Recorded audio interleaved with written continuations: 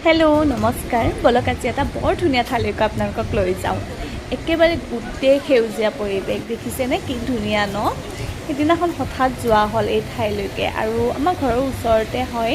গাৰোফুলি বুলি কয় ঠাইখিনি গোটেই সেউজীয়া ইমান ধুনীয়া পৰিৱেশটো কি ক'ম মানে এই গৰমত মানে যাবৰ কাৰণে বৰ ধুনীয়া পৰিৱেশ এটা আৰু ৰবিবাৰ আছিলে কিন্তু মানুহ বহুত বেছি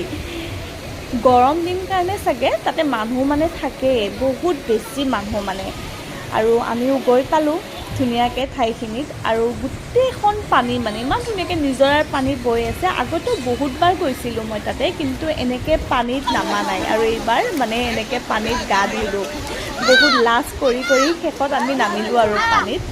কিন্তু ইমান ধুনীয়া ঠাণ্ডা পানী ইমান ধুনীয়া পৰিৱেশ গোটেই পৰিৱেশটোৱে মানে ধুনীয়া আৰু ইমান ভাল লাগিছে গৈ সেইকাৰণে এটা সৰুকৈ ভিডিঅ' আপোনালোককো দেখুৱালোঁ চাওক আপোনালোকে বৰ ধুনীয়া পৰিৱেশ